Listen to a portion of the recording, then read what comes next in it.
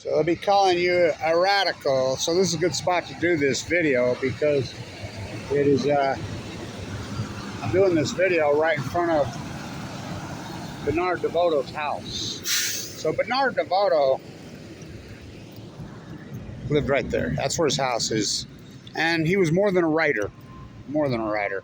The conservationist, he called himself. And right there where these salmon return, the national forest right there, where you go from Salmon, Idaho, over the hill to Hamilton, Montana, that is named the Bernard DeVoto National Forest, the conservation area. It's named after him. You know, I still say we need to change Monroe Boulevard to DeVoto Avenue. So, I did this shit for a while. I raked some asphalt. Woo, in 100-degree temperatures. Woo! Drink 3 gallons of water and they take a piss once all day. Hot enough for you? Oh, yeah.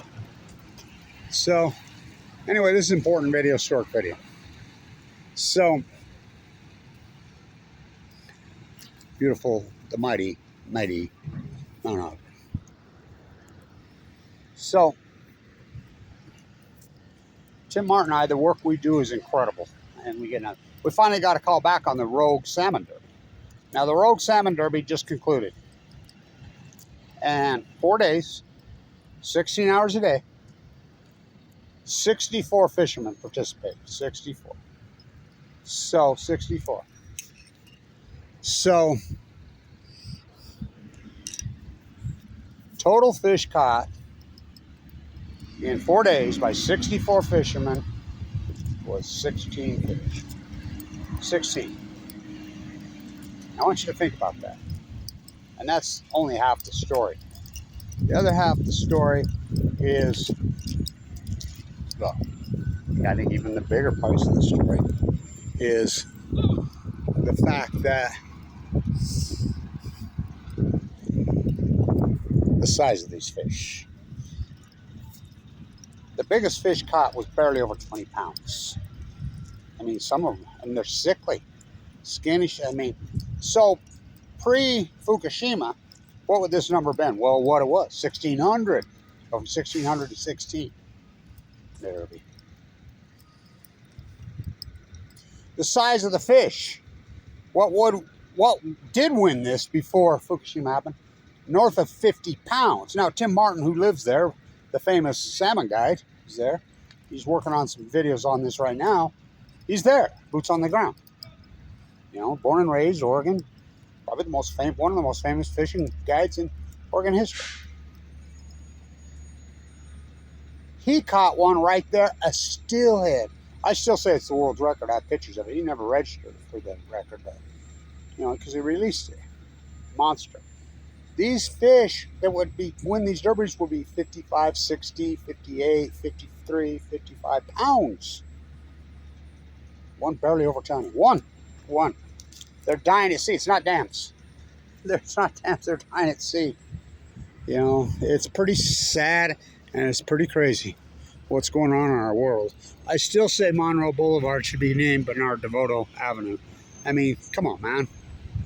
This is, I think, the second real main street in the city of Ogden. I believe it used to be called Center Street before they changed it to Monroe. Now, right down the road, Jefferson Avenue was called Joseph Smith Avenue. And then I believe Grant Avenue was called Brigham Young Avenue. You know, this is later. When the fur robbers first got here, you know, and so they changed it. Mayor Kiesel changed them all. Of course, he named one of himself too, and they all had the big fight over whether they're going to. So presidents, well, how fucking lame. Any president ever set foot here? Oh yeah, both the Roosevelts, Teddy. Oh yeah, lots of times. I restored the Masonic Temple down there. They say, and FDR, Mariner Eccles. I'm all for that. Having it, he's got a street named after him, Eccles Avenue. Oh yeah, rightfully so. But Spencer took all his money. Spencer's his nephew, and ran down to the University of Utah. And, I mean, all made it here in Ogden. I mean, they've turned their back on Ogden. So DeVoto's house is right there. So this is a big deal. 16 fish, biggest one. I mean, and you're not alarmed?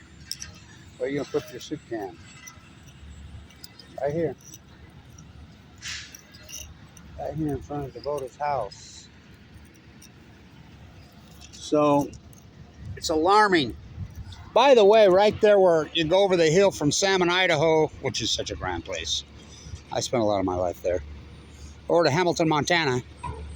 That's where the lab is, where Jeffrey Sachs says the virus came. Well, you know where I think the virus came from. FUKUSHIMA. So, American can.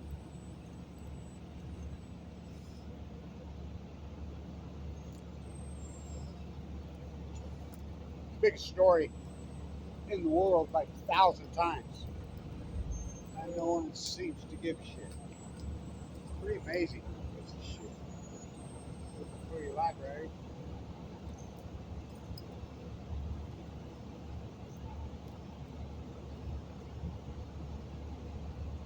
Whew. I raked asphalt when I was young in 100-degree temperatures here. We're almost at a mile high here. This fucking high altitude sun will kick your ass. So, anyway, I say name Jefferson Avenue right around the corner. Fawn. After Fawn McKay Brody, Fawn McKay, and her mother, Fawn Brimhall.